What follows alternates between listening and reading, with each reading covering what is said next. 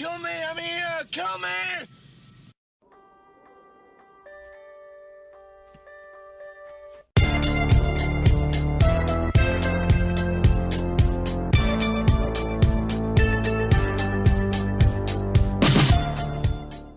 Hey everybody, this is Matthew Movies coming at you with my list of my top 10 favorite documentaries of all time. Now, I'm a huge fan of documentary film. I find them to be such a fascinating type of storytelling, and I love watching the ones that are well made. And a lot of times I find the ones that are most interesting to be ones that I don't necessarily have any experience with myself, but just that for whatever reason they're able to make me really feel for the characters involved, and maybe not even relate to them, but like kind of put myself, empathize with them is the best way to put myself in kind of their position and the emotions that they must have been going through in the moment, and for any number of reasons. And yeah, so these are my top 10 favorite documentaries of all time. Coming in at number 10 is Riding Giants. I absolutely adore Riding Giants. For those of you who haven't heard of it, which is probably the majority because it's not a super well-known movie, it's directed by Stacy Peralta, who also directed the movie Dogtown and Z-Boys, which is another one that I absolutely love. That looks at the Zephyr skate crew that everybody became super fascinated with back in the day, like the 60s and 70s. And he is also an avid surfer. And in this documentary, he basically looks at 3 different people over the years who have been involved in big wave surfing. Now, I have never been on a surfboard. I've never even touched a surfboard. I don't even know if I've ever seen a surfboard in real life. But so I don't love this movie because of any great affection for surfing. I mean, I think it's a beautiful sport for absolutely sure, but I love this movie because it really it gets the adrenaline pumping, and the way that he tells the stories. Like, for instance, there is one of the 3 people that he focuses on is a guy who surfed way before there were people out there really paying attention to big wave surfing. And so basically all that they have to go on are pictures and drawings, and the way they make them come to life, they basically take these old pictures and they animate them so that the pictures are like 3D and moving, and it is such a cool visual to see. And they do that with all throughout the movie, but especially back in the original ones. It is so cool to see, and is so visually stimulating. And then when you see these guys that are just attacking these waves that look like they're like multiple stories high, it is amazing to see what these people are capable of. And I really enjoy a good sports documentary. I want to give out an honorable mention to another documentary called Catching Hell that I absolutely love as well. It's maybe like number 11 or 12 on my list, and it is focused on the guy who caught what's his name here? Sorry, I'm just looking to see if I can find his name. But basically, he was at a playoffs game, and he caught a ball that was in play, and people went nuts on him. Like, he was getting death threats and all kinds of like hatred from the entire city that he was, I believe it's Boston, that he was in, and just the level of vitriol thrown at him. You really feel for him throughout the entire process. And sorry, the name's not here, but you definitely check it out. It's called Catching Hell from 2011. Number 9 on my list is called Jonestown: The Life and Death of People's Temple. There's something about the topic of cults that I've always found incredibly fascinating. Like, the idea that these people are completely like normal, everyday people, and they manage to find a way to just get sucked into these entities that completely take over every aspect of their life just blows me away.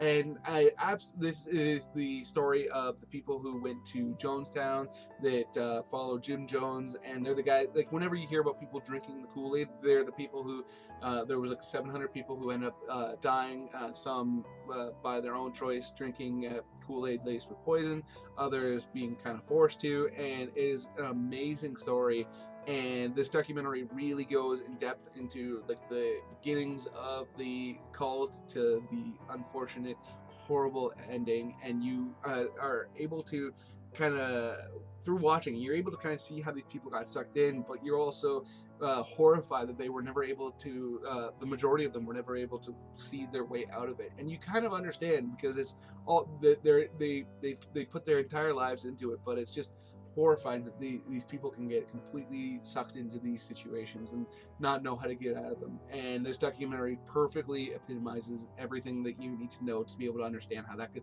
possibly happen to somebody. Then number 8 is there's two documentary. Well, actually no, there's not. Sorry, I thought there was, but there is. This is a documentary called The Jinx, The Life and Deaths of Robert Durst, and it's actually a mini-series that was put out a couple of years ago or a year ago, and it focuses on Robert Durst, who is a wealthy man who was involved, or potentially was involved, in the deaths of a couple of people, and he is a very interesting and eccentric person, and there's something very magnetic about watching him because he is so off-putting that you can't look away.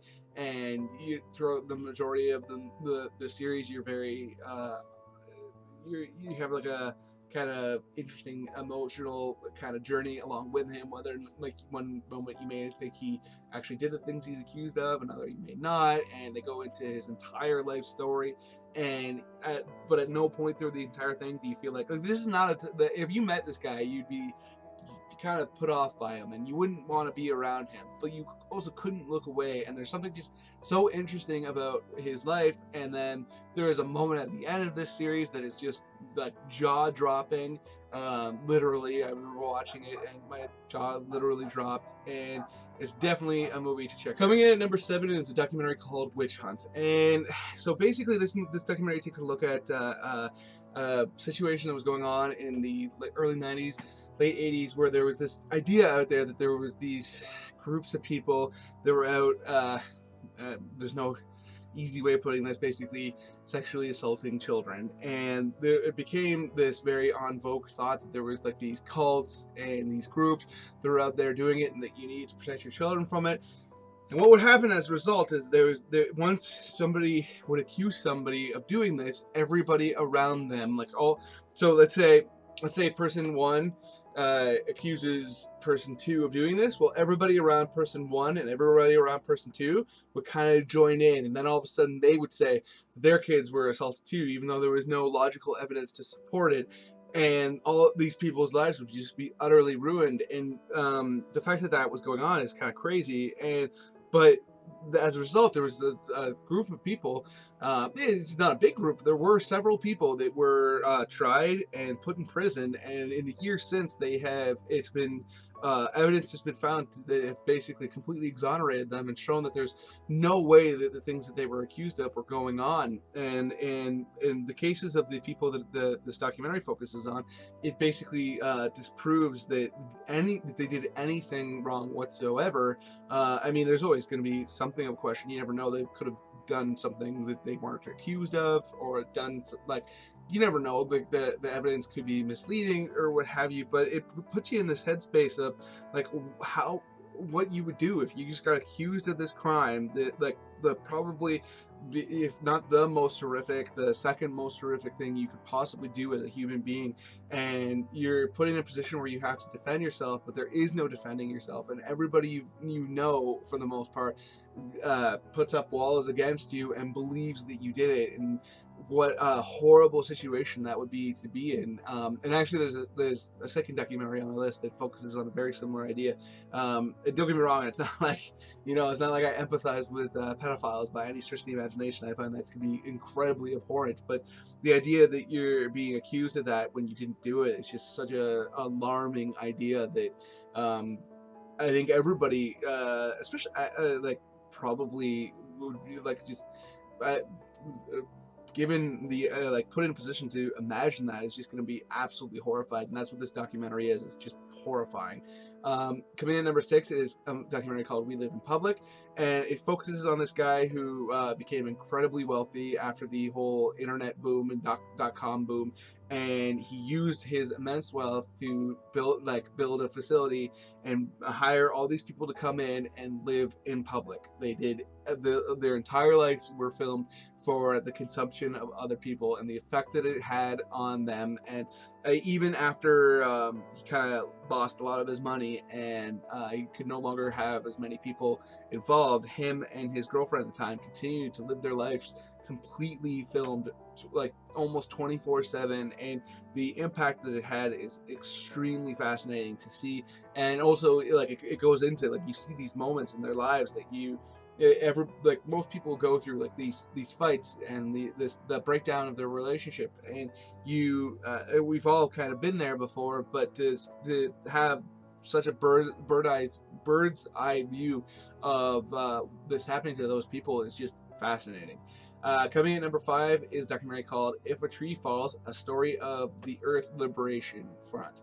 And it is exactly what it sounds like. There is a environmental group called the Earth Liberation Front, and they are the focus, and basically they're the group that in the early 2000s and around that time were basically they were labeled as terrorists because they were going around, they were blowing up logging facilities and that kind of thing, and they were doing what they thought was right. And it basically focuses on a group of the people that were admittedly did these things, and but they like, it shows how they went to great lengths to ensure that there was nobody in the buildings, and they did a lot of research to see that the people that own the companies would be getting insurance money, and also frankly they didn't care that much about the people who own the business because they felt like they were profiteering off of the destruction of the planet.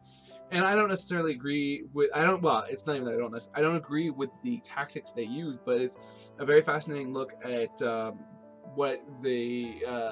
what happened to these people after they were discovered, and basically how their lives were destroyed, and how they even could no longer take part in a lot of the things that they wanted to in order to try to stick up for the world as a result. Then at number 14 is a documentary that I absolutely love called Easy Riders, Raging Bulls. And obviously that is the name of the movies that everybody should recognize or at least know of, even if they haven't seen them, that were put out in the 70s. And that's what this documentary is all about. A whole class of filmmakers that kind of came to the forefront after the movie Easy Rider came out, that basically the Hollywood before that was all star based and studio based, and they were looking at the studio had all the power. A lot of the directors, I mean, there was a few, you had like people like Alfred Hitchcock and stuff like that, but the majority of directors were kind of just seen as servicemen or tradesmen that would come in, do the job, and get out, and they were not the focus. And then after Easy Rider came out and was a very esoteric, artistic film that completely flipped on its head, where now all of a sudden the people who the studios really focused on were the directors. And what they did was they gave these directors carte blanche to make the movies that they wanted to make, and for a long period of time it was very financially rewarding for them. And that's when you have movies coming out like Apocalypse Now and stuff like that, where they're very director driven, and it's a very fascinating story to see like how the whole filmmaking process completely shifted for a time, and then eventually shifted course corrected to a certain degree, and to see what caused it, the effect it had on the people involved, and the reason why they recognized that maybe being completely director driven wasn't necessarily the way to go, because you had some of these like multi-million-dollar bombs that just were completely, when these directors were given a blank check, essentially, were not very successful whatsoever. Don't mind the change in clothes. I just realized I forgot to talk about my number 3 movie, which is Capturing the Friedmans, which is this movie that has people in it that you absolutely detest as an audience member, and then people in it that you feel absolute sorrow for. Essentially, it's the story of a family named the Friedmans, and it's a fascinating tale. That actually the way that the whole movie began was the director was actually focused on one of the children of this couple who became one of the most sought after, or actually the most sought after children's clown, like children's party clown in New York. And in the midst of doing the documentary on him, that guy started hinting at some childhood traumas, and eventually he got to the bottom of it. And what had happened was his father was actually an admitted pedophile, and was eventually charged with the sexual assault of like tons and tons of kids. And when you watch the documentary, it becomes abundantly clear that the likelihood of him actually being guilty of everything that he was charged with is very, very unlikely. It's like the level to which that the of things that he charged these people with just was completely illogical.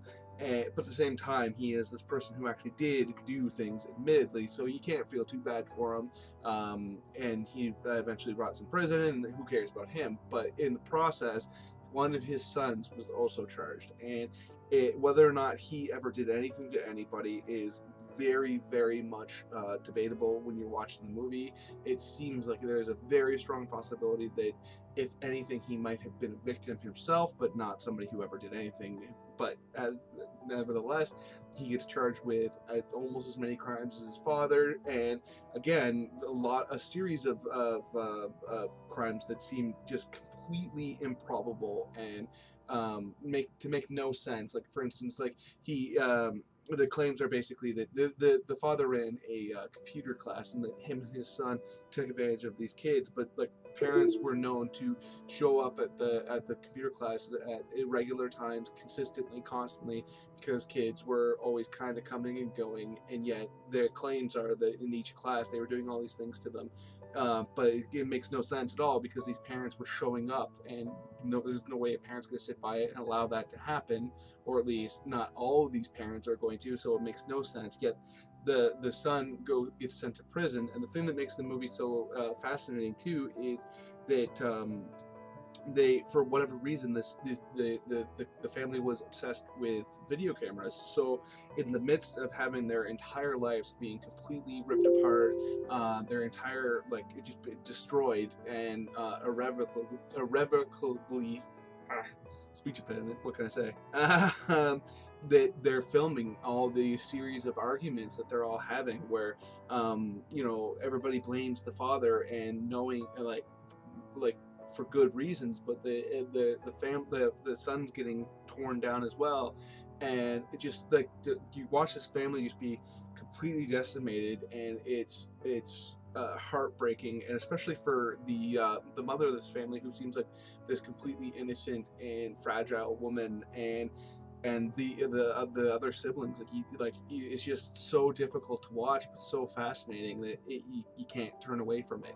And that's it's definitely, it's a movie that when I say these are my favorite, that is absolutely my third favorite documentary I've ever seen. But it's not a movie that I enjoy watching, but it's a movie that like really sticks with you, and about like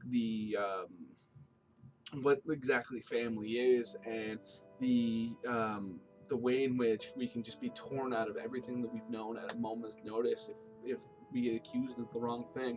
It's just an absolutely haunting film. Coming in number 2 is a documentary called Enron, The Smartest Guys in the Room. Now, a lot of people have heard the basics of the story of Enron, the company that went under in the 2000s and basically destroyed the lives of a number of people. But I had to. I remember watching like some of the inquests into the heads of the company, where they were taking the Fifth Amendment as live on television when I was in my teen years, and I didn't really necessarily 100% understand what was going on. I just knew that this company had gone belly up, and it was due to massive frauds by the people involved in a leadership role. And this documentary shows like exactly what caused the incredible ballooning in worth of this company, and how so many people had their entire financial futures wrapped up into it because of basically the implicit involvement of almost every level of the system that was supposed to be there to ensure that a company like this couldn't exist. And also it goes into great details into the mental processes of the people involved, from kind of none of the three main people, Ken Lay, Jeff Skilling, or Andy Fastow, are interviewed, but people who are very, very close to them, spent years working intimately with them, and you get a very clear picture of how they felt like they were in the right at first, and then how this kind of beast just got away from them.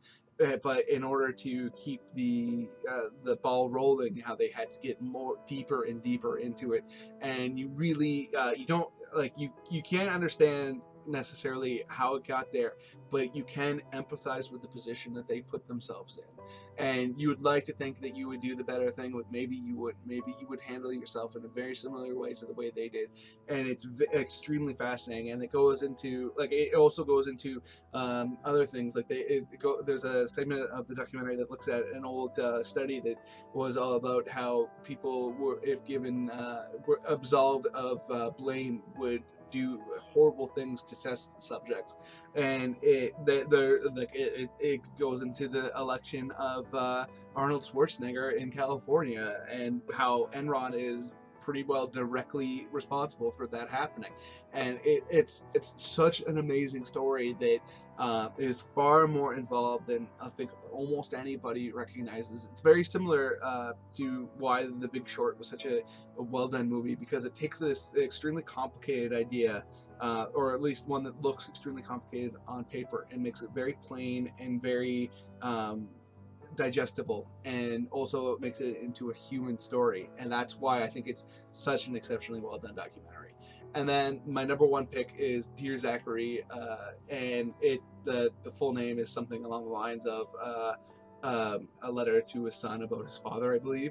And basically it is a movie that I don't want to give very many spoilers of, because the story takes some turns that are extremely hard to swallow. And this is definitely not a feel-good movie by any stretch of the imagination, but it's also such a human story, and also but does manage to be inspiring in parts. And it is heartbreaking and inspiring, and it's just such an emotional roller coaster, and so impactful that it just sticks with me to this day. And I haven't watched it since I became a father, but I imagine it's just would be even more heartrending. And basically, the story of the documentary is the director had a friend who is killed by his lover, and then his lover gives birth to that guy's child. And the documentary, he put the documentary together in order to explain to the child who the father was. And it is just you hear all these things about this guy who had his life taken in a brutal way, and it's very emotional. And especially his parents are very involved in the documentary. They're interviewed multiple times, and your heart just goes out to them so acutely that it's a viewing experience unlike any other I've ever seen. And it is a difficult watch, but a watch that's definitely worthwhile. So that's my top 10 documentaries list with one honorable mention. Let me know in the comments below if you're a documentary fan, if you've seen any of these documentaries, what you thought of my descriptions of them and why I like them. If I've inspired you to try to check out any of these movies. Please hit that like button. It's very helpful to my channel, and hit that subscribe button. I love talking to you guys about movies, and if you're new to this channel, I'd love to continue to talk to you about movies. Other than that, have yourself a nice day.